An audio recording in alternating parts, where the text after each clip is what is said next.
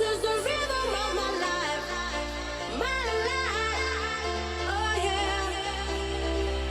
This is the rhythm of the night, the night. Oh yeah. This is the rhythm of my life, my life. All right, everyone.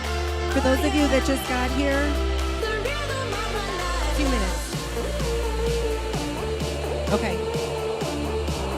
This is my favorite song. I might start singing it if it doesn't go down. All right, no. You don't want me to sing, trust me.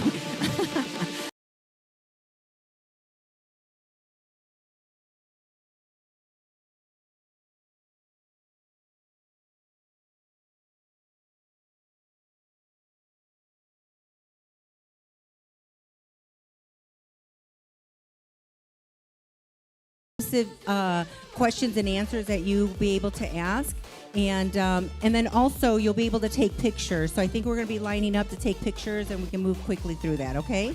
All right. So take your phones out silent, and if you do have to get up, there is a camera here in the middle. So we're going to ask you during the show if you do have to walk out. Go ahead and make sure you go towards the walls and to the back. Okay.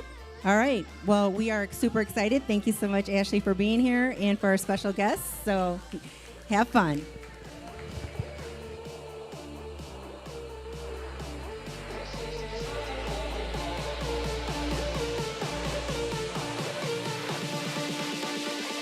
This is the rhythm of the night.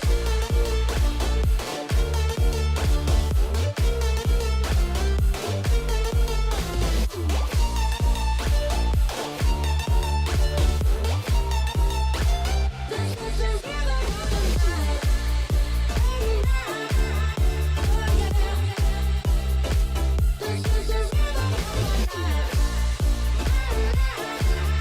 Oh yeah. The rhythm of my life. The person live on my face. Oh, sunshine in an empty place. Take me to Tangier, and baby, make you stay. This is the rhythm of the night. Oh yeah. This is the rhythm of my life. Welcome, live streamers. There we go. Good morning. Welcome back to America's Real Estate Show. We are so excited that you are here. If this is your first time, welcome. I'm Ashley, your host. On the behalf of myself and our entire team, we are so grateful that you've decided to share your time with us. And what we do on America's Real Estate Show is we bring top producers from across the nation right here to our studio in Chicago so they can share their secrets to success with you so that you can accelerate your success. So I would love for everybody to give the biggest round of applause to top producer all the way from Houston, Texas, Lacy Lugo. Good morning. Good morning. All right, I'm so excited you're here, girl. Well, thank you for having me. Absolutely, and we had so much fun. Shout out again to Maggie, who's in the house with us today. Amazing event last night, Deals and Heels. It was phenomenal. So thank you again, Maggie, and we had such a great time at that event last night. Yeah, we did. So we are here to dive into a topic that a lot of people really haven't explored, and this, you have found your niche. You started in this industry about 18 years ago, and you were a single mom at 18, about 18. Literally right at 18. So literally right at 18. So you have a phenomenal story. So before we dive into today's topic, I would love for you to share with everybody just a little bit about your story. I always say that there's an untold story behind the story. So let's hear just a little bit about your journey, and then we'll deep dive into today's topic. Yeah, so I got into real estate roughly around 18 years ago. Of course, my personal story had started very turbulent, right? Like most young women who I think I very quickly could have became a statistic in my environment. I actually turned 18, had my daughter, and graduated high school all in a span of 3 months, which was extremely overwhelming. To be a new mother and have no idea what my future was holding. Was I going to go to college? Like, you know, what was the plan? I had no idea what the plan was going to be. So, you know, the universe just kind of blindly guides you into, you know, where you're meant to be. I'm a big believer of, you know, season, reason, place, and lesson. And so, you know, my story started by having a child very early on in life. And then it led me into, you know, how I got into the industry. And so that's how I ended up here. So let's dive just a little bit further, because I remember you were in California, you moved back to Houston because that's where you were from, you had family there, and you found yourself in this situation of needing to find a job. And back at this time, we actually still had printed resumes. Yes. And I remember you sharing with me that you literally went and shopped your resume. You went essentially office building to office building. So share a little bit about that, because that's how you ended up getting into the business. Yeah. So that story is actually a pretty unique one. I was working 2 jobs at that time. I had been let go of one of my jobs, my daytime job.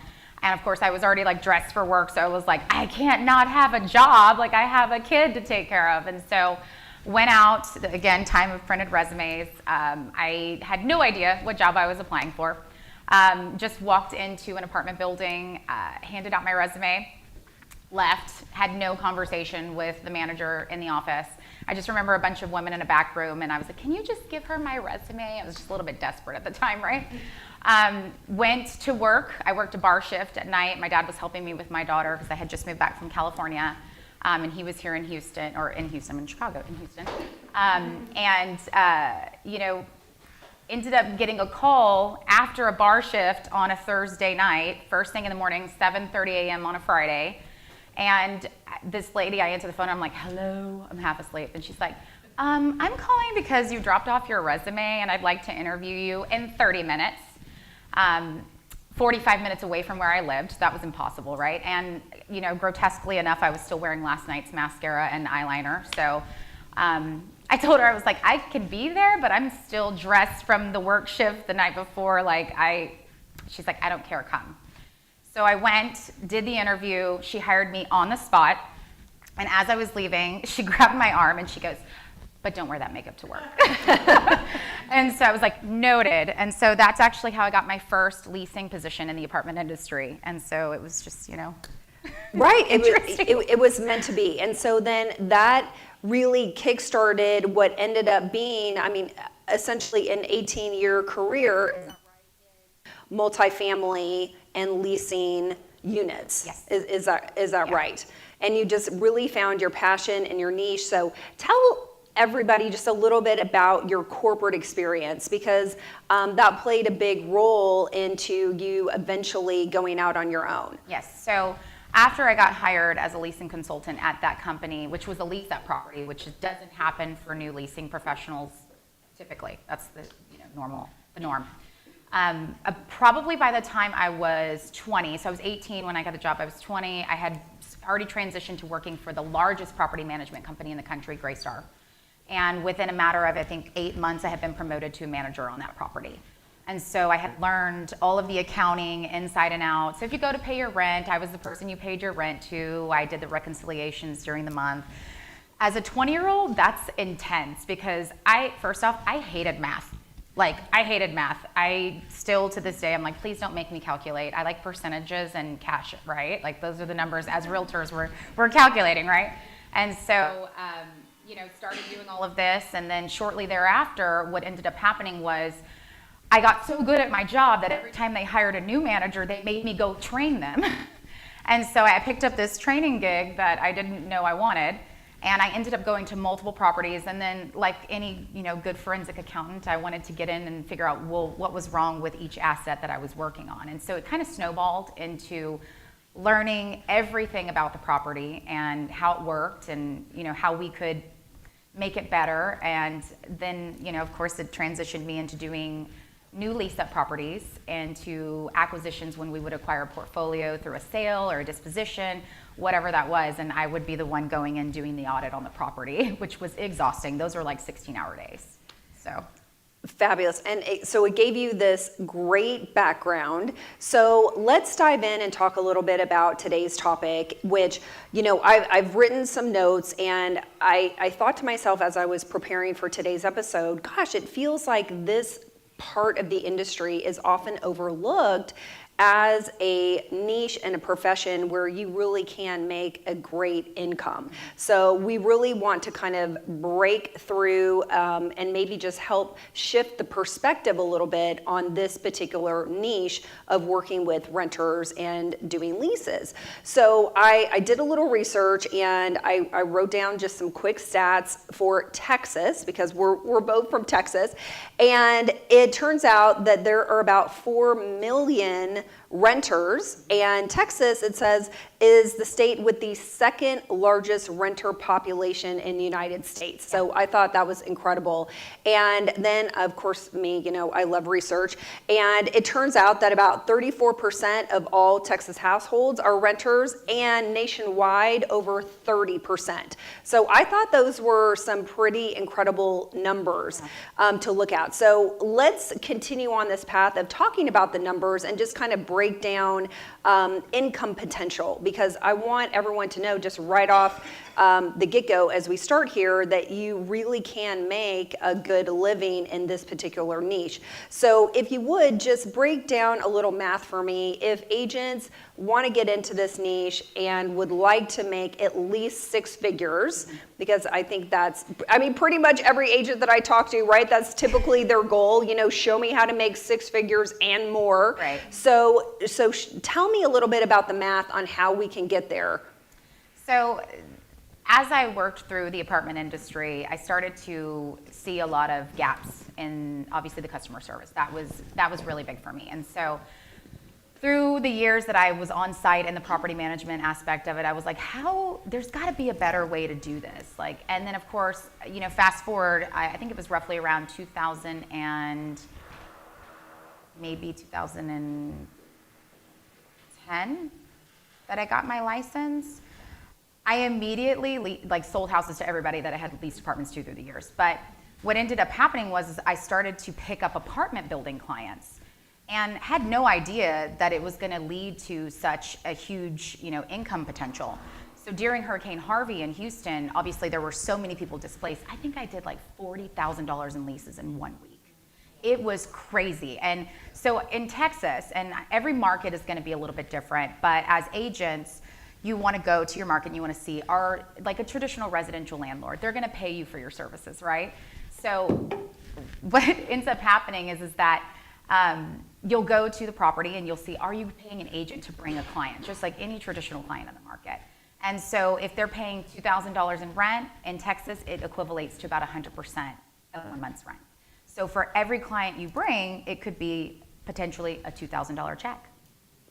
And there's no person on the other side of that transaction. So there's a huge amount of money to be made in this industry. So I know when we were prepping for the show, we were doing a little math together. And of course, I made myself some notes. I think we figured out that it would take around 7 deals a month. Mm-hmm. So break that down a little bit. If your rent is X amount, if you do 7 deals a month, you're going to hit 6 figures. So break that math down for us. Yeah, so I would say you're doing anywhere from $10,000 to $12,000 a month in leases, then you're going to hit that $100,000 mark. Less any broker expenses you'll want to allocate for that additional, it depends on your broker splits, obviously. So for instance, if you have, a $14,000 cap, you're going to want to add $14,000 additionally to this. So it could be anywhere from 6 to 7 leases. It also depends on the price point of those leases. So you could do, $1,000 leases, and then obviously you have to duplicate the number a little bit more. But there are some times where we just did a lease last week for $4,800. And there are times where we have new construction lease ups where it might be 200% of 1 month's rent. So you're netting what you would make on if you sold a home. So it's an exponential amount of money. So let's talk about pipeline, because I know your story when you got your license and decided to get into the resale side of the business. I think you said, your first year really came from this pipeline of business of all the people that you had worked with in putting them into, apartments essentially. And apartments can be luxury apartments. I mean, there's a whole range, right? So let's talk a little bit about how you really built up that pipeline and how agents can use that type of pipeline to their advantage today when they're working with renters, because there's lots of situations, right? I mean, if you go through a divorce, maybe there's a death. I mean, there's lots of different things that happen in our life where maybe this is a transition period. So talk a little bit about that. Yeah, so I was very blessed as a new agent that, number one, my customer service with my clients was amazing when I was leasing to them on the apartment side. So naturally, they were curious about me as a personal individual. So they would find me on Facebook and then they would add me and I'd be like, oh yeah, you know, I don't really post anything on Facebook except for like my kids and work, right? So I would accept them, and then when I got my license, I just started posting about real estate. That's all I would do. And I jumped straight to the luxury market. I was posting like expensive houses, and because I had worked in the higher end luxury side of apartment leasing, which was very expensive rents. I mean, I think some of our leases started at $4,500 a month. And so my first client was a person I had leased an apartment to. I sold her $1 million house immediately within 2 months of getting my license, which doesn't happen. So after that, it was just a snowball. And so I ended up hitting, I think it was almost $8 million in sales my first year as an agent. Year 2 flatlined, so I was like panicking, and I was like, this is not for me. But ended up deciding, how do I kind of bridge that gap? As I ventured into, you know, interest rates going a little bit crazy, and I had all of these apartment listings, I wasn't really sure how to like set them up. You know, that's how the Apartments Concierge was born. And so I really wanted to build a system and process around all of the clients that I had from the apartment industry, whether that was a property management company or a landlord, and then of course the tenants, right, or the homeowners that are selling, or, you know, people who are just looking for apartments on a daily basis, whether that's through Google or Facebook or, you know, the local MLS. And so that's how we built the pipeline, and we just organized the pipeline, and now we have this monstrous marketing beast that produced, I think last year we produced roughly around 8,000 leads organically. Yeah, it's crazy.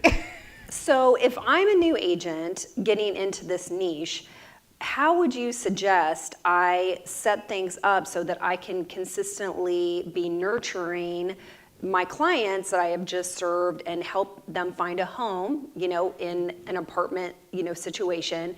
How am I going to continue to stay in touch with them and know when it might be their time to buy? So I like to say that the lifespan of a renter can be anywhere from 7 to 12 times. They're going to rent more, and we see this more now in the demographic that we're in. And as you mentioned, there's like 34% of the people in the United States renting right now. You're going to lease to this client over and over again, and I am a firm believer of CRMs. So if you don't have a customer relationship management tool, if you are not constantly nurturing that client, we go above and beyond. We actually contact our clients 120 days prior to their lease expiring. And so by law, the apartment buildings are supposed to do it 90 days, right? So they can give a 60-day notice, right? So we contact them 120 days and we're like, hi, just checking in. Are you looking to renew? Are you moving? Do you want to buy a house? Because we utilize this for the home sale side as well.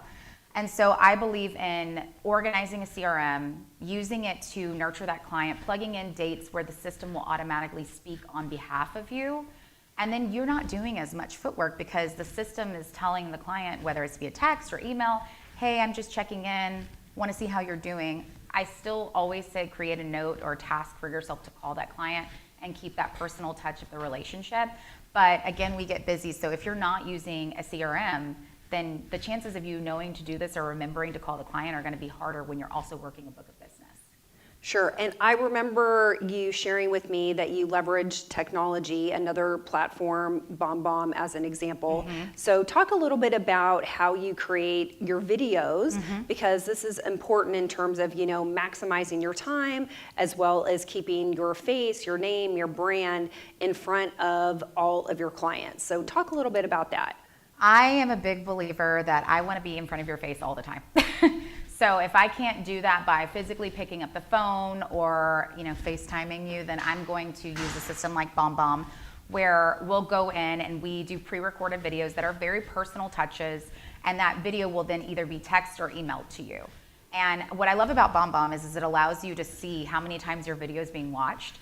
So we have a huge Section 8 component of our business, and there are different stages where we nurture our Section 8 client through the stages. And because there's like inspections and different types of things, they actually get 3 times the amount of videos that a traditional client would get. And that's like, hey, your inspection's been approved. It keeps it personal so they understand we're still people. We also have a company, but we're still people, and we care. We care about you. We care about the client.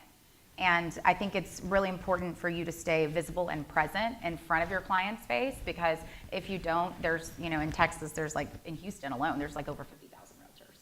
And in Texas, it's over 250,000. So that's a lot of people to compete with in your market. Right, and are you using these videos to stay in touch in a certain way when you know that their lease is coming up?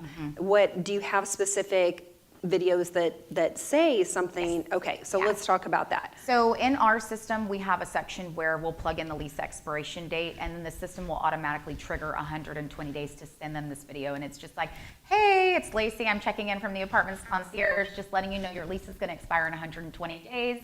I don't know if you're looking to move, but we just wanted to give you a courtesy notice. If you are looking to move, please reach out to me and my team, and we'll look forward to moving you into your next apartment home. Okay. Or home. Right. Yeah. Perfect. Okay, so let's talk a little bit about the commission structure and how I get paid, because that might look a little differently in this niche. So our company specifically, because we nurture and do business development, we bring in exclusive apartment buildings for list. We market those apartment buildings. We also do the Section 8 division as well. I pay my agents, because we have so much AI and automation and technology built into our system, anywhere from 30 to 50% of each lease that we get. So you do the math, $2,000 lease, they're getting a $1,000 check, and then if there's any broker splits that apply to that, it could deduct. But if you're doing 20 or 30 of these a month, which is very easy to do, then it can add up to a pretty great residual income alongside your book of business. So. Okay, perfect. Let's now shift just slightly and talk about let's do like compare and contrast with working resale and working with clients when we're putting them into leases. Because, I was thinking about this and I thought, well, gosh, you know what? I'm trading my time for not showing properties or having appointments with sellers, and I'm probably doing a lot of this work over the phone, and I can be doing that from anywhere. Yeah. So again, maximizing my time, because I really would love for everybody here today and watching on the live stream just to really be thinking and maybe just reimagining how they can position this strategy in their existing business to make additional income. So I believe that if you have an apartment book of business or a leasing book of business, that you can still work your residential sphere as well. I believe that you can put, 4 or 5 leases into 1 month, and there's a delay in payment. So you might do a lease in January, it might not get paid until March or April, right? But if you're doing this consistently in the pipeline, then you've built yourself a salary, essentially, alongside of you going out and showing a client for residential. It will take you, I think, 10 times, maybe even 20 times longer to convert a residential client than it would be a renter client. There might be a lot more text messaging and emailing going back and forth with a renter client, because there's obviously so much inventory available, right? But for residential homes, I find that you've got to set 10 showings, and then you've got to drive to 10 showings and let them in. And with our apartment contracts, 9 times out of 10, we don't even show our clients. We coordinate with the on-site leasing staff. So most of the work that we do is either unaccompanied, and we'll pull, what they're asking for is really that customer service experience, that real-time data availability. Because when you call an apartment building, 9 times out of 10, can you get them on the phone? It's very hard to do. So if we're offering that on-demand floor plan or pricing information or amenity information, and we have systems to pull all of this, then it will open that client up to be like, wow, this person really knows their stuff. Oh, by the way, I'm a realtor, so when you're ready to buy a house, let me know. So let's talk about the biggest mistakes. What are the biggest mistakes that you have seen, or that maybe you made yourself, along this journey, so that all the agents who want to try getting into this niche can avoid? Not having an organized system. not taking a step back and looking at how I could set my business up immediately, those were the biggest mistakes I made in the beginning of my residential business and my leasing business. I didn't have a plan. I knew what I wanted to do, but I hadn't mapped out the flow, and I hadn't organized it, and I didn't look for the nuances of what wouldn't work and how I might potentially lose so much business. When I owned my brokerage, I had all of these apartment listings, and I outsourced them to all of my realtors. And I kept thinking, I'm like, how are we not closing more apartment deals? And the truth was, because I had relinquished the business to the agents and I relied on them to update it and keep it organized, we lost 95% of that business because the agents weren't organized. And you learn these things. It's really trial and error through your business lifetime. They're not mistakes I would make at this point in my career at all. So if we were just to dive a little bit deeper, what would you say are maybe the top 1, 2, or 3 systems that you would put in place to avoid those mistakes? Lead capture, obviously the CRM, because that's part of it, right? Nurturing and following up, and then of course, supply and demand, like having the inventory to offer to your client base. Now, I know that you mentioned, you're kind of in a way, and definitely tell me if I'm wrong, acting as a third party, almost like a third party consultant, Yes. right? It's you, it's the client, and then it's the apartment complex. Okay. So I imagine that it's really important that when that person, particularly since you yourself or your agents are not doing the tour, right? You're really kind of doing a soft handoff. So I'm walking into the apartment complex. I'm greeted by, the concierge that they have there, and they're probably going to ask me, so how did you hear about us, right? How did you hear about us? And I imagine we want them to say, oh, Lacy Lugo, right? Or whomever they're working with. That's probably really important because that's how you're going to end up getting paid. Right. Is that right? Yeah. So let's dive a little bit into that and talk about how do we make, because that would kind of stress me out, right? Because now I'm like, wow, I'm like completely out of control. If I'm not there, actually taking them on the tour and making sure they say my name, and then that's a potential for me to lose money. Yes. So what are you doing? What are you advising? How are you coaching up your agents so that that doesn't happen? So in this side of the industry, you will always have chances where that could be the case. Now, if you're physically going with your client and you're hand-holding them all the way through the transaction, it's going to be less than a 1% that's going to happen for you, right? We ask our clients to register as they're working with the apartment's concierge. And they could say, I'm working with so-and-so at the apartment's concierge, but we typically always say rule of thumb is list me on the guest card and list me on the application. So, and in our service, we are a third-party service. We are the only third-party leasing service. Literally, our slogan is the white glove leasing service.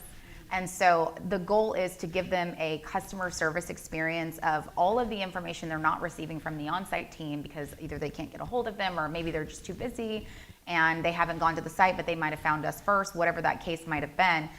And then there's also times where your client doesn't want to see the apartment. They want you to go do the virtual tour, maybe do a FaceTime tour, do all of the footwork, because the great thing about our services is that the landlords pay us.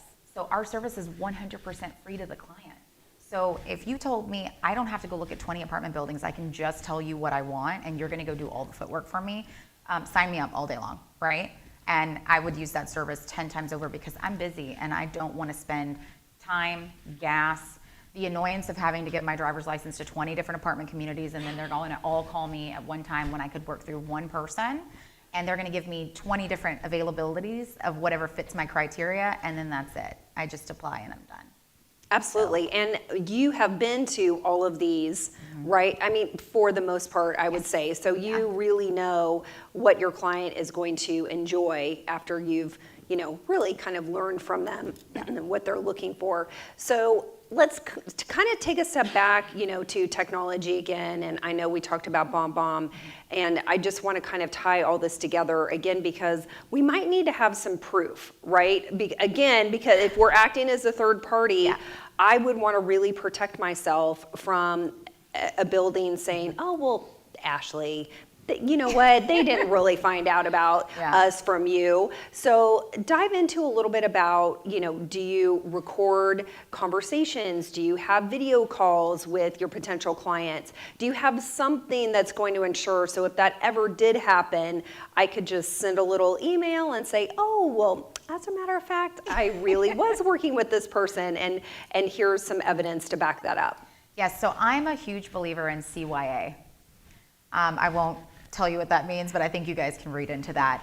Our system, every phone call, every email, every text message is tracked.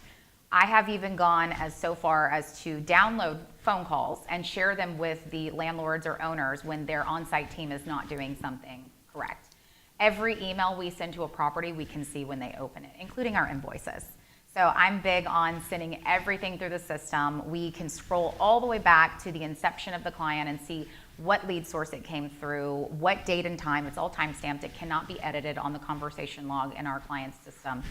And I have turned that over, and I've had to do invoice disputes where they're like, well, they said they found you on apartments.com. Well, that might be the case, but they actually found our ad on apartments.com, which makes it our client, which means that here's the conversation, and now here's our invoice.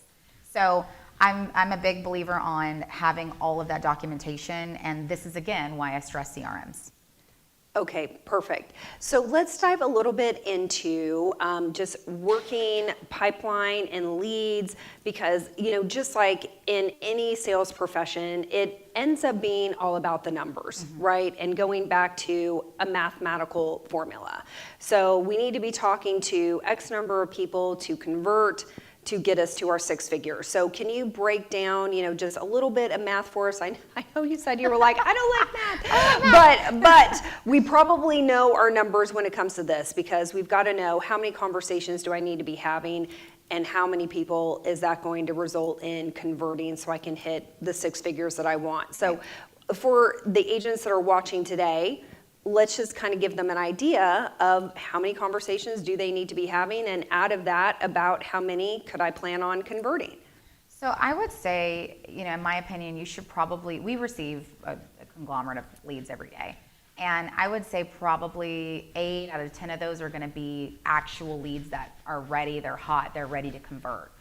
So I would say if you're talking to, 5 to 10 people a week, and at least half of those are going to be actual client conversions, and you're doing this on a consistent basis every month, right? You're staying on top of the clients, because you can get a convertible client, but if you're not staying on top of the communication, that's also going to be where the client kind of goes a little bit stale. So I would say anywhere from 10 to 30 clients a month, consistently staying active on them, and then probably about 75% of those will actually move forward. But there's a but to this. You have to establish the personal relationship with the client, because again, there's how many of you and there's how many of them, right? So you want to make sure you ask this person, first, last name, phone number, email, like all of that stuff. What's your dog's name? Like, what do you like to do in your spare time? Build that relationship with that client, because now they're not looking at you like you're just some AI computerized system or just another agent. You're somebody that actually cares about what they do in their spare time. So 30 clients a month, easy. Keep the conversation rolling, and you absolutely can hit a 6-figure income doing that. Okay, so going back to, you said something very important, establishing that relationship, and I would say, emotional connection. And remembering that we're doing all of this really via the phone, right? So it's a little bit of a mind shift. We're not having a quick conversation to try and set an appointment for the most part. Is that correct? It's a little bit of both. Sometimes we have those very impatient clients that are like, appointment 3 p.m. Friday.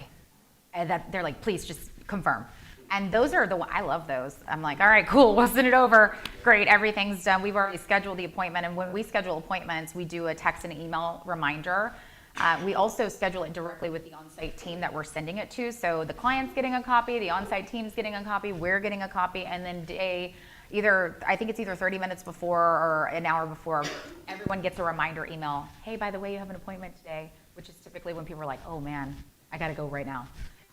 But it's a little bit of both. So sometimes we just have instant bookings, and then sometimes we have those other clients that are like, well, I'm looking at 15 different places, you know, but I have a large breed aggressive dog. Well, that's going to trim the criteria down like substantially, right? Because there's not a lot of places that take aggressive breeds. So just it's client specific. Right. Now, in speaking about the appointments, again, that is just a little bit of a mind shift because you're not really making an appointment for you and the potential client. Right. You're, again, acting as a third party and you're setting the appointment with the apartment building, right? Yes, so it goes both ways too. If you want to hold your client's hand the entire way and you want to make sure like you're getting put down on that application and that guest card, yes. But if you're like a little bit more, I want to delegate and you've built a relationship. I always like to build relationships with the on-site teams because they're going to be less inclined to not make sure your client puts you down because you're sending them consistent client base, right? So it could be either or. It is a mind shift, but I think if COVID taught us one thing is that you absolutely don't need to have constant face-to-face interaction with people anymore.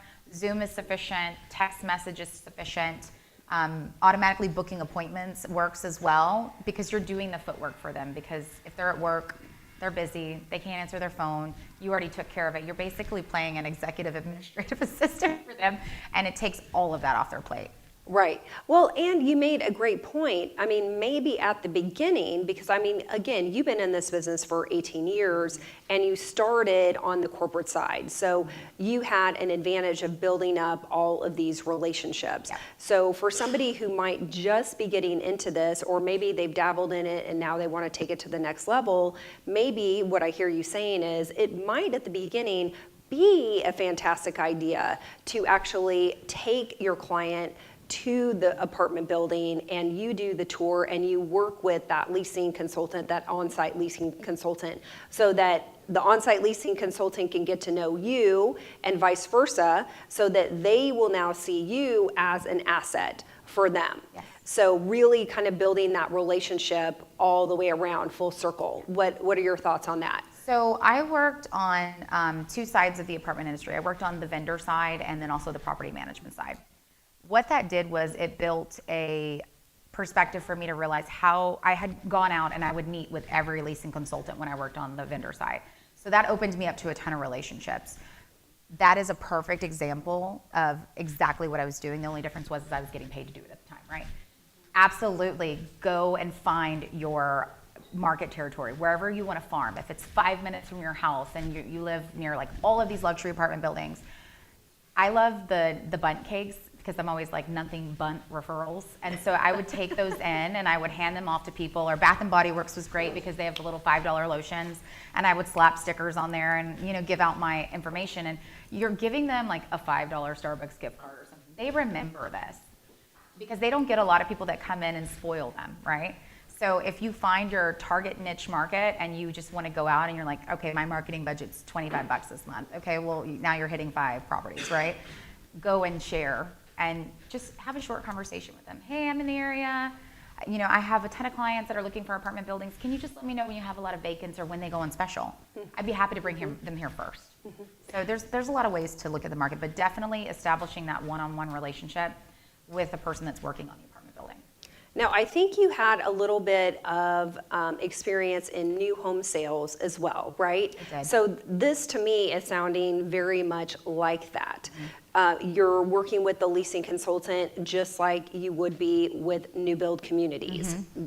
Do you feel that as well? Yes. That we can really kind of tie this together for agents who are maybe used to working in new build communities and just help them, again, just shift their perspective, take that same skill set and the strategy that you've been using in really creating those relationships with those new build communities, and it's the same, you know, apply it with the apartment complexes as well. Yes. What do you think? Yeah, I would absolutely farm BTR, build to rent communities. So there's a lot of residential homes that are popping up specifically just for rental.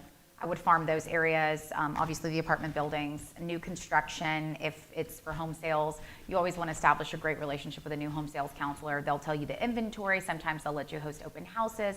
That's automatically driving traffic anyway. And you're just giving them, 4 hours of your time on a Saturday? You might get 15 people that walk through the door that are completely unrepresented. They might be moving in 6 months and don't have an agent, not even considered it. So there's a lot of ways to go in and use these marketing resources to generate client base. Okay, so let's talk about leads. I think that's kind of a nice segue into leads because, again, we're in sales, we have to be talking to people. How are we going to find the people to have the conversations with? So what have you found to be working right now today? What are some different tactics that you're using to generate your pipeline for leads? I just look at them as opportunities to talk to people, right? So what have you found to be the best source? So I prospect from behind my computer. So I'm very guilty of doing that.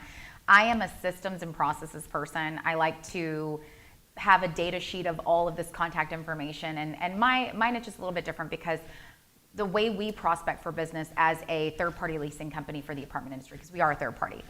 We are a Texas Houston Apartment Association and National Apartment Association supplier member, which brings us a little bit higher than just being a formal locator, right? We go to the regionals, the property managers, and we say, you have so much vacancy. How do we help you fill this vacancy? Can we help you market your property? It's free for you to market with us. We only charge you on the conversion. That to me, as a builder or even a new home community, you're going to help me market my community for free, and all you want is to be able to generate clients, and then you're going to charge me when you close it. Slam dunk. I'll do that all day long, right? I know for a lot of people who don't have the system that we have in place, you should be talking to everyone you know, and you should be asking everyone you know to tell everyone they know about your business, right? Just, you're going to farm. Anytime in the real estate industry, if you come in and you don't have a book of business, it's going to take you roughly about 6 months to establish a platform of meeting with people constantly. And then that 6 months of seeds you're planting will follow 6 to 8 months behind that. So don't ever get discouraged in this industry. There's so many resources, and even Facebook, groups on Facebook. I'm big, again, on systems, right? We set up digital forums, and we'll go post them in Facebook groups, and we'll source everyone out of those groups into our, which automatically kicks off the actions and campaigns. So if you're not using Google Forms or Jot Forms to create something that's a little bit more beautiful that feeds into a CRM, I highly suggest you do so. It's the cheapest and most effective way to do your business. Okay, and you mentioned social media, so let's just dive there for a little minute. How about Reels? Are you Reels? Yes. Are you featuring property? Talk to me a little bit about what you're doing on the social media side of things to build, the opportunity to have conversations, which I know then flows into your CRM as well, which is another system that you've constructed. But even if someone isn't there yet, they definitely can take your ideas and your strategy around social media. So let's talk a little bit about that. Yes. So we do social media, and we do forms from social media that feed into the CRM, because like I said, systems and processes, right? But if you're a singular agent and you want to build a rental pipeline, I would suggest buy yourself a stabilizer, go to every apartment community you can get in the door. I'm here to shoot content. They will let you in. It's free marketing for them, right? Go in, shoot all of the content you can, throw it into a template in Instagram and TikTok. TikTok has great metrics, right? And you can post on TikTok and then move it to Instagram. Do all of that and throw a form on it and let it flow to a CRM. It is going to change your business just because you're staying consistent on posting. We don't post as much on social media as I would like for us to, because we have exclusive listing contracts. But this year we will start posting more on social media. Okay, and maybe just touch a little bit on what you mean by exclusive listing contracts, because some agents listening today might not know what that means in this particular niche. So in Texas, we are not allowed to list anything without an exclusive listing agreement. We are actively listing all of our inventory on the local MLS. So we will not take a contract unless we have the exclusive right to list it and lease it. So outside of that, we do allow them to work with third-party locators outside of us. So if they might find the listing and they take their client directly, that's an incentive for the builder to be able to utilize that as well. Okay, so I'm imagining that I've got a matchmaker in this business, right? That's what's coming to mind. So let's talk a little bit about what skills you think someone needs to have to really dominate this niche. Ask all the questions. Ask absolutely every question you can ask. And there are so many wonderful videos on YouTube. with different people who are talking about leasing tactics. And so I believe that the reason I was so successful in my residential career was because I had all this great leasing foundation. Sometimes you over ask information. Like obviously the basics, first name, last name, phone number, email. When are you looking to move? What's your price point? What zip codes do you want to live in? Why are you looking to move? Because this is, just like divorce and death, right? Moving is one of the most extensive things that a lot of people will experience in their life, and they actually experience that more than the others, right? So I would ask all of the questions and, put together as much of a game plan as I can for the client, and, really spend the time investing in yourself on learning the material so it's just second nature. So you don't forget to ask a prominent question and you have to go back to them when you look like you're going back to them 20 different times. They're going to get annoyed. Okay, and inventory. I imagine inventory is a huge part of this matchmaking game and system, right? So let's dive a little bit into inventory. Is the inventory in MLS? Are there other systems that this particular niche is tapping into? So share with our agents what that looks like and how do I get access to inventory? Because again, I'm pretty much doing everything over the phone, right? So I've got to be great at research and again, matchmaking. So every state will be different. There are some states that have extremely organized locator systems. You have Maya Smart Apartment Data. You have ALN, which is very expensive to I think actually their locator access nationwide is $50 a month. Like you guys can afford to do $50 a month, right? If you're going to be generating and getting access to all of this information, and it tells you which buildings pay and which ones don't. Because obviously you're going to take your client where it's best for them, but if they pay, it's even more incentive for you, right? So in Texas, we have another system called Apartment Data Services, where I can go in and I can select, Houston, Dallas, Austin, San Antonio, and I can put, all right, this person has, they might have a felony, or they might have a voucher from Section 8, and I can drill down into those properties, and it'll tell me, okay, there are 100 properties that will take this rental criteria, because these systems are built to help you guys navigate. ALN on the locator side, it's about $50 a month. It's nationwide. It's in every state. It's a wonderful resource. You can get in, you can see what they're paying in commission, what the actual rates are. And then I would always suggest, because a lot of apartment buildings, if you're familiar with the industry, whenever the management marks something down on their side on the PM software, it reflects almost instantaneously on the front end consumer facing side. So if you have access to ALN from the locator side, you can see, all right, their market rate might be this, but let me go and just confirm, right? Because sometimes the syndication is not always active and live. So you want to do a little bit more research. But if your client says, all right, I want an apartment with a lap pool, that's going to obviously trim down the information that's available for your client. So then you might get 3 or 4, because there's not a lot of apartment communities with lap pools, right? And you would send your client options. But the one thing I will tell you is when you send your client options, don't always give them the name of the community. Say, I have 3 options. Here are the price points. These are the zip codes they're in. Which one do you think is best? And now with all the NAR stuff, you obviously always want to get them on like a buyer tenant rep doc, right? So we're doing that consistently, as before we weren't doing that because it wasn't required, but now we do.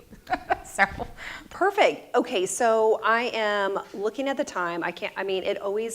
Every single episode goes so fast. Yeah. So we're going to take just a little tiny break and get ready, everybody, because this is your opportunity to start asking questions. So right about now, you're going to see a QR code pop up. So use that QR code. It should open into your texting platform. If it's not for some reason, there's a phone number on there as well. So all of our live streamers out there, we would love for you to send in your questions, and we're going to do a little back and forth with Lacy. So this is your opportunity to ask her anything that you want while we have her here today. And for our Chicago studio audience, they get to have a special private mastermind with Lacy after the show. So live streamers, this is your opportunity. Take advantage of it. Send in your questions. And while you are doing that, I am going to introduce a phenomenal woman. And she is going to give us we call it our mortgage minute. She always has amazing information, so definitely pay attention. So if everyone would give a huge round of applause to Ms. Irma De Leon, 30-year vet in the industry. Thank you, Ashley. Appreciate it. Thank you, everyone. Lacey, I absolutely love your story. I can relate because I was a single mother, or I still am a single mother, and you came up against this challenge in your life, right? But yet you still persevered through it, and look what you've built. And systems, I love systems too, because system stands for save yourself time, energy, and money. Yeah, system. I love it. So, congratulations on your great success. You have a niche in this, in this space, and sky's the limit. So congratulations. Let's give her a round of applause. Hi, my name is Irma De Leon, and I have been in the mortgage industry 30 years. It's truly my passion. I'm a proud single mother of 2 amazing sons. Today I want to talk to you a little bit about what you might have heard HUD just released this past Wednesday. They stated in their mortgagee clause letter, which is how they communicate to the public, that those with residency, that don't have residency here in the United States, will not be eligible for an FHA insured mortgage. I want to break that down for all of you and what this means, and what we need to do is, as far as through the window of opportunity to help your current clients. So first of all, what does this mean effectively? So effectively, May 25th, either on or after a case number is pulled, what will happen is if it's after, they will not qualify. So what does this mean? Today, moving forward to May 24th, if you have someone that's looking for a home or has a contract that's active right now, they can close. The lender is the one that pulls the FHA case number, so you'll want to make sure that that case number is pulled. All right, so now if you have someone that's pre-approved, I would say that you want to get them encouraged, right? Exactly, to close, to get into a contract. Get the lender to pull that FHA case number. Super important. I also want to impress upon all of you right now to make sure that you are working and partnering up with a lender. Regardless of this situation, it's so important to your business to understand the mortgage programs that are out there, as well as the options, not only to educate you, but to educate your clients on what they can do. Now, the nice thing about this is we do right now are able to do this with conventional. Another solution may be non-QM loans, which is they don't follow Fannie Mae and Freddie Mac guidelines. So they may have to pay a little bit more as a down payment. Interest rate might be a little bit higher, but again, this is where it's really essential for you as well as your lender to educate them on their mortgage options. So let's not let this get this down. All we do is find alternatives, right, to help our clients. Let's continue to work together on this and continue to thrive in 2025. Thank you. All right, thank you, Irma. Irma is so savvy. Okay, so right about now, you should be seeing a QR code. If you would love to chat with Irma or anyone on her team, please use that QR code, or like I said, the phone number if for some reason the QR code isn't opening into your text application. And we would like for you to text the code word MCA, and that will go to Irma and her team, and she can touch base and deep dive into any conversation that you would like to have. Okay, so now let's shift back to Q&A. I need just a minute to check out what questions have come in. So I'm just gonna launch with the very first one, which is, if you had to go all the way back to the beginning, right? Because I try and put myself in these same scenarios for everybody who's watching today. If I'm just getting into this niche, what would you do? What are maybe the first 1, 2, 3 steps that you're going to do to establish yourself in this niche? I would decide what type of persona I want to present, obviously, to the industry, and then I would start finding my market and farming that market and just building great rapport with everyone in the market that I'm working in.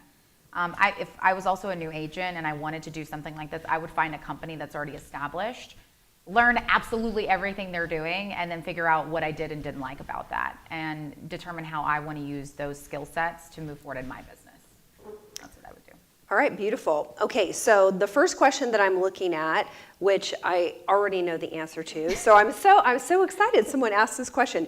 So they would like to know if you would consider expanding. So if someone wanted to team up with you and really learn this business, because I know one of the other things that you would advise agents to do is absolutely shadow somebody who's been doing this for a super long time and has a successful track record. So if they aren't in Houston, then what are the options? Can they still work with you if they're not in Houston? Yes, so we absolutely have a plan to expand. We are heavily doing Section 8 now in Houston, actually in Texas. And so we have also partnered with a provider that's already actively working within 15 different public housing authorities nationwide.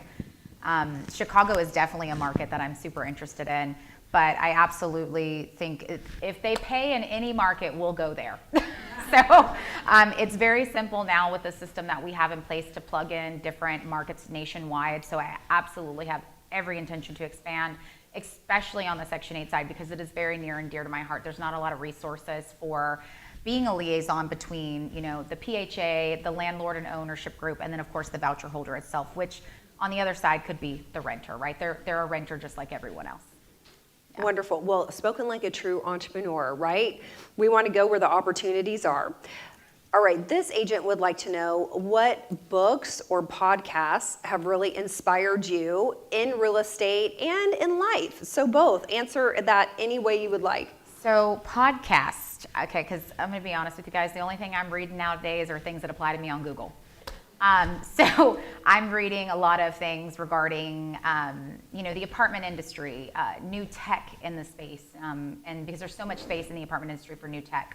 We are constantly actively developing new ways to integrate directly with our clients and their availabilities. So podcasts that I love Barbara Corcoran, like most people, right? There are so many different women entrepreneurs that I've been watching, men as well. So there's no one specific one. I kind of just always feel like my feed on Instagram knows what to feed me.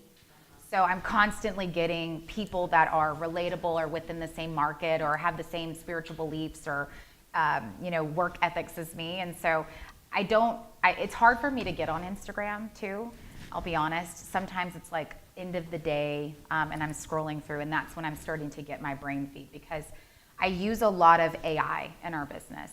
We have a girl that answers the phone. She never clocks in. She never clocks out. She doesn't get an attitude. She sounds like a little bit of a valley girl. Her name's Jennifer. And so I feed the AI constant resources directly from the web. So I have to read those resources sometimes. So I really don't have a lot of books that I get to read nowadays because I'm reading like legal documents of books. So it's hard for me to give a direction on that, but yeah. Okay, this agent wants to shift the conversation just slightly to commercial. So they would like to know, how can they help someone get into more of a commercial space if they're looking for a short-term option for their business, okay, or a long-term option for their business? And when you say commercial, are you saying retail, specialty warehouse, flex space, commercial leasing, any of those? I think you could deep dive on any of those. Okay. So it'll also depend on the client and what they're looking for, but yes, we do commercial, flex, warehouse space, land development. We've done all of that. If you're looking to do that, I highly suggest you find a mentor that specializes in commercial, somebody who needs assistance. I'm a big advocate for agents who get caught up on splits and caps and how much work they might have to put into and how much they're losing. Those are deal breakers for me. If you come to me and you say, well, I'm not making, or I'm only getting 30% of this deal, right, but take a look at my resume. And this might be anyone's resume that you're working with, because I have some commercial guys that I've worked with that have a resume 10 times mine. And I have sacrificed just to listen and hear them, how they speak. And I take things from them and I'm like, okay, well, I might not want to do it that way because that doesn't align with my ethics, right? But I really love the way they executed that. Do not go into any type of mentorship program caught up on splits, caught up on what you're going to give away. Think about what you're going to gain. What are you receiving from that person? Because they might have already done a huge book of business that you might never have been able to break into, but because you gave a little bit away, or you might have done a little bit more footwork, right? You're gonna gain so much more from that relationship. Just like if you were to join a team immediately out the gate. Don't think about what you're giving away, think about what you're receiving. All right, as a follow-up to that, the same agent wanted to know, what if the space isn't an MLS? Do you have any suggestions on how to go about finding maybe some spaces that would be options that aren't an MLS? Yes, CoStar. CoStar is expensive, I know, but everything and anything is mostly listed on CoStar. Even properties that are not on market, if you need to pull ownership information, there's so many ways to skip trace ownership information as long as you have the address. I have another system that I use to skip trace probates, owners, deceased people, relatives, you name it. I absolutely, again, systems and processes, I love it. For you to jump into a system and do a reverse skip trace on a property to unleash like every phone number and every email address associated with that property is very inexpensive nowadays with the way we have as much technology available. But CoStar, LoopNet, Crexy, in Houston we have Commercial Gateway, which is kind of tied to the MLS membership. So I think it depends on your market, but CoStar and LoopNet are nationwide. So you can always check those. I also like to drive by spaces. I sold a $2 million warehouse probably about 2 years ago, and it wasn't even on the market. So we did a reverse search. I had a client, he was paying cash, he wanted this property. I had to hunt down the owner. I did the same thing with a car dealership in the last several years. That was a probate case. Skip trace, that's the way I like to do things. Okay, this agent is asking about Section 8, which I know is definitely one of your passions. And so this agent would like to know, how do they even get into that particular niche? What resources would you recommend? How can they start learning how to really serve that particular part of this niche? Great question. I was in the apartment industry, and for many, many years knew absolutely nothing about Section 8. They never taught us about Section 8. I didn't work on a Section 8 approved community. I didn't work on a PFC or any type of affordability product. I always worked on luxury high-end. You can take Section 8 anywhere in the country. If someone tells you they can't take Section 8, they are not telling you the accurate information. If you want to get involved in Section 8, I suggest visiting the local housing authority. So Chicago Housing Authority, or whatever the county housing authority is. Researching payment standards, a little bit about the program. Actually, HUD has some amazing videos that really break down the entire process for Section 8. It's super simple. They wait a really long time to get approved for it. By the time they get it and they get the voucher from the housing authority, it takes 120 days to use it, and there's no resources for inventory. It's very difficult to find inventory, so that's how we have been so successful, is because we have a plethora of inventory. There are certain systems that allow you to search affordability, but there's a lot of scams out there. So a lot of these people who are already, not in the best disposition actually get scammed by people when it comes to security deposits and application fees and stuff. So we try to keep that to the minimum, but I would suggest really doing your research. The internet provides so much information on Section 8. And then really just kind of visiting the housing authority. There are landlord liaison programs where you can go and you can meet with a landlord liaison at the local authority. They will have briefings that explain the program from start to finish. If you don't invest your time in learning your craft, how do you anticipate helping your client? That's the best way to learn about Section 8. All right, beautiful. Okay, we have time for probably one more question.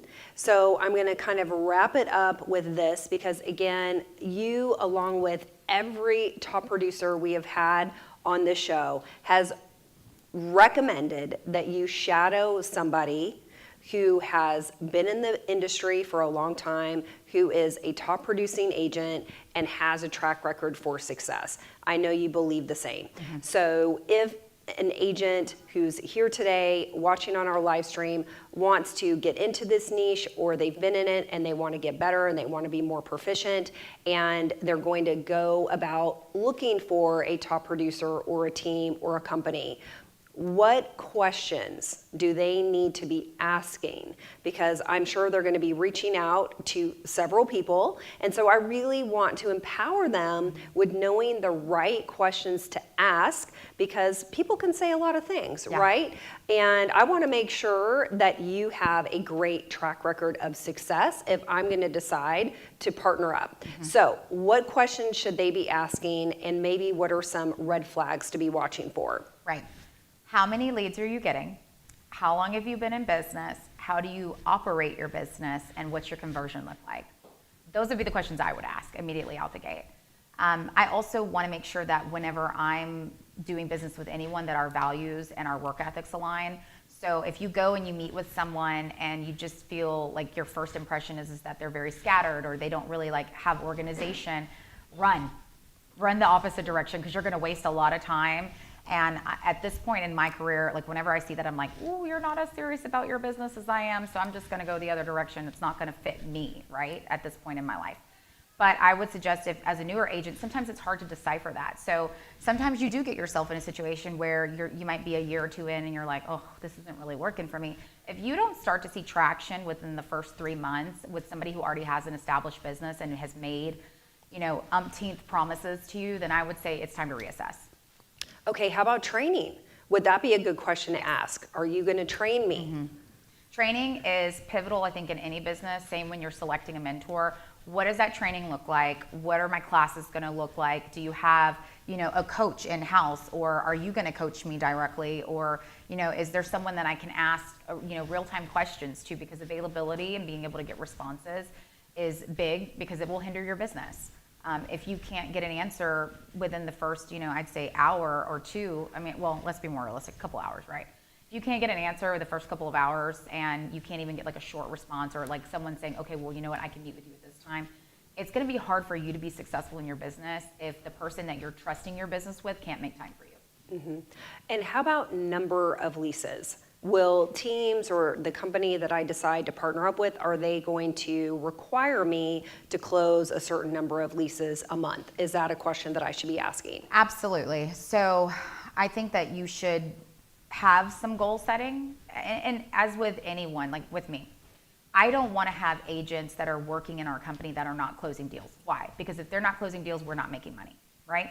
So why would I not give all of my tools and resources to that agent so that they can be successful? Because at the end of the day, I'm going to be successful, right? It's a full circle. So I would want to make sure that I'm working with someone that can offer me those tools and resources and can help me, guide me through the process, and want to train me. Because the coaching portion of it, it's so important to any side of the real estate business, especially as a new agent, because as brokerages, we don't want to be sued, right? There's a fair housing that goes along with that. Not all real estate schools, even though they give you the basic necessities, teach you how to handle a client with knit gloves. So I think that there's a lot of different pieces that go with that. Okay. I remember you saying that you have some exclusive agreements with clients and buildings. So is that a question that I would want to ask the person that maybe I'm thinking about partnering up with? It depends. If they have their business structured solely after like social media, then their business model might just be different. I personally don't want to structure my business that way. Social media is great, but it's also extremely time consuming. Not that what we do isn't time consuming, right? But I know that the type of clients we're getting, they're more sincere in the rental process because they know they're working with a corporate company. We're working with a corporate company. We are a service provider versus being some agent who's posting, like selling sunset, leasing agent videos online. That's not what we do. If we post videos, it's rare that we even have an agent unless it's an agent basically doing a full tour like a leasing consultant. Yeah. Would I want to know if this person, this team specializes in leasing? Yes. Okay, absolutely. And how would I know that? If I ask that question and they say yes, how would I know that they really do specialize in that? I ask for proof. So I want to see your lead volume. I want to see how your system's set up. We use a pitch deck for a lot of different things, but anytime I'm hiring an agent, I actually show them the inner workings of our system. I built it myself, so I know exactly how it's structured, but chances are that they need to see the necessities. They need to see, okay, great, here's a client card, here's what the lead came from, this is how it came in, this is our conversation log. I do a quick overview of what a client log looks like, and then that's when they know. Like, I have no problem even showing reports of how many leads we've had year to date. I don't have anything to hide because our business is running. So I'm happy to share that with anyone who's interested in learning in the leasing business. And what about, closings? Is there a way for me, if I'm deciding who I'm going to partner up with, because I want to make sure, they're legit, is there a way for me to find out or know exactly how many leases they've closed? So leases are a little bit different because 90% of them are not reported on the MLS. So if it's done on a residential transaction basis where you're doing a residential transaction contract, right, then it's reported. But if it's an apartment lease, they're not reported. So you really do have to have a way of tracking those metrics and seeing them. So like I said, we have them in our system. And so every time we get a lease to the lease invoice section, we create a deal and it goes into the pipeline and we can track it through the deal stages. Okay. So I would want to make sure that person would be willing to open up and show me. Absolutely. What do they have to hide? Right, exactly. Okay, what about the National Apartment Association? I want to ask them if they're a part of that? I think that's really specific to the type of business. If they're doing social media content and generating leases that way, there's really not a reason for them to be in compliance or be a vendor for the apartment industry. We service the actual management companies. We're providing them a service. And also, for me, I find being a vendor gives us more validity in our company. And a lot of people look and the term locator, I don't like the term. It's not for me. I like leasing consultant. It's much more professional. But for traditional real estate agents, the term locator is the appropriate term. So whenever an apartment building gets on the phone with me, they're like, are you guys like a locating service? I'm like, kind of, but technically we're a third-party leasing service for the apartment industry. We are a Houston Apartment Association supplier member. We pay a lot of money to be members of these associations. We participate in trade shows. We give all information, and I think that's, coupled with the 18 years of experience I have in the apartment industry, I can speak the lingo to these owners and these managers. I can tell them really quickly by looking at their vacancy where they're bleeding out their money. And when you tell them, hey, you can pay me $200,000 to lease up this asset in 3 months, or you can bleed out, $1 million, $2 million over the next year. To me, I'd rather pay you $200,000, get it away from me, and we're making money hand over fist, and our ownership group is happy. So that's why we participate in the associations. Okay. And then back to making sure that I get paid. Would it be important for me to ask the person that I wanted to partner up with if they have arrangements and guaranteed lease invoices with different buildings? Right. This is the biggest caveat of the business. You do the deal. It's more oftentimes than not, and it really is taboo, that an agent does a deal and then they don't get compensated for it. We are an exclusive listing agent on a lot of our deals, and I'm contacted constantly by other realtors sometimes that are like, I sent an invoice 6 months ago and I still haven't gotten paid. And I'm like, okay, well we don't do that, but you need to contact this person. 9 times out of 10, the reason you're not getting compensated is because your business is not in compliance with their payable system. So because we are a brokerage entity, right? We are an invoicing brokerage entity. We actually go and we register with each one of our management companies. There's a cost for that. And then there's a cost per property to be in compliance with their payable system. If you're working with someone who doesn't know anything about the payables, and again, I did that on site, so I know what that looks like. I know what the turnaround time is. It's typically 60 days after move-in. If there's any concessions that the client might have received, that could delay a little bit. But 90 to 120 days to start receiving your checks if you're in compliance and everything's turned in on time, right? So I would ask the person that you're going to be working with, are you in compliance with these properties? Is there going to be a delay on me getting my check if you're not in compliance? Because it's not your responsibility as the realtor to be in compliance. It's the person that's in charge responsibility to be in compliance.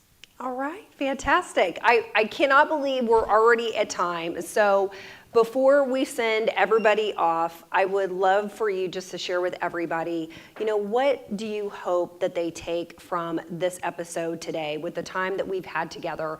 If you could summarize our whole conversation, maybe with just one key nugget that you want to send them off into this world with, because that's always my goal at the end of every episode, is that they are going to take at least one thing that they heard and learned today so that it can go make an impact and a difference in their life and in their business. So what do you want to send everyone off with today? I'd go back to what Ashley led with at the beginning of this segment was 34% of people in America are renting.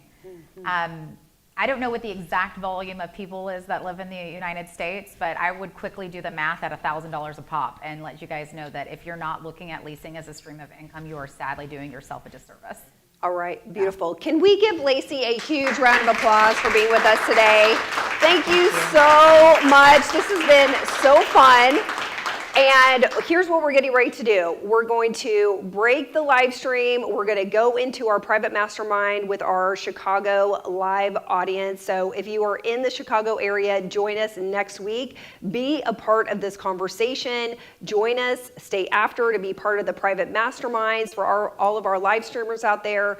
I want you to know we are here every single Friday at 11 a.m. Central. We have an amazing episode planned for you next week. The best way to know what is coming up is to follow us. So we are on Instagram. We are on YouTube. Subscribe to that channel because it will notify you the minute that we go live. So that is the best way to know what's going on.